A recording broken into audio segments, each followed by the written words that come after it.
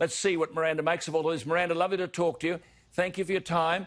On the vice presidential candidate, what do you make of it? Well, you put it very well, Alan, in your summary.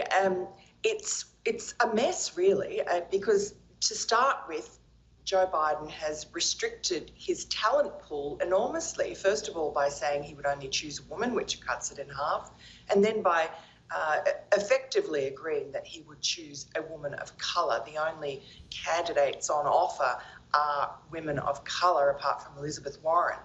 And, that then restricts his talent pool to less than 10% of the American population. But what about this woman, Karen Bass, who's a candidate, and last week she had to renounce or disavow herself from comments she'd made in favour of Fidel Castro, for God's sake.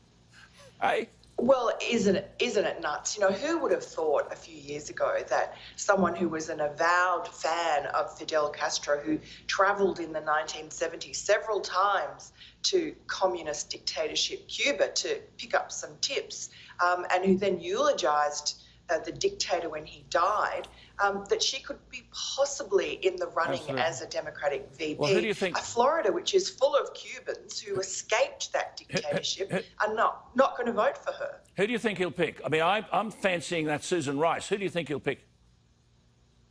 Look, Kamala Harris is definitely has been the shoo-in for many weeks. However, just in the last couple of weeks, there's been a lot of pushback.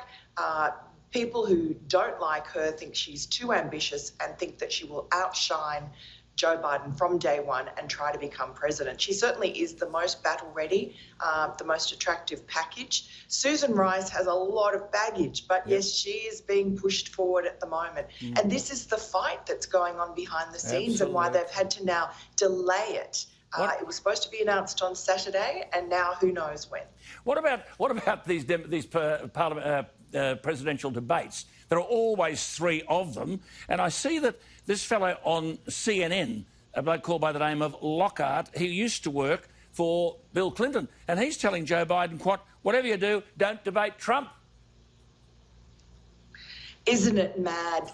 Look, he's just one of many. It mostly comes from the New York Times. Some people like Tom Friedman, a columnist there, who has taken it upon himself to sort of school Biden on how to beat the evil Trump.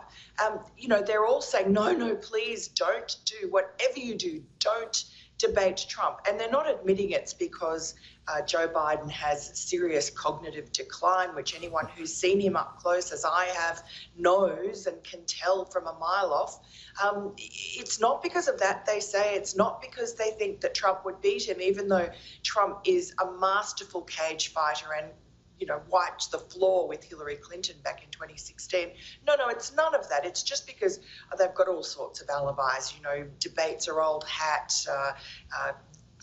Biden should be extracting promises out of Trump before he does it. It's all about keeping Joe Biden in the basement because his actually doing nothing and not being on the campaign trail has worked well for him because he's now 7 points above Donald Trump in the polls. I love it, Miranda, when you say that Joe Biden, for God's sake, this is the United States of America and one of the presidential candidates is in cognitive decline. I think they're two wonderful words, Miranda.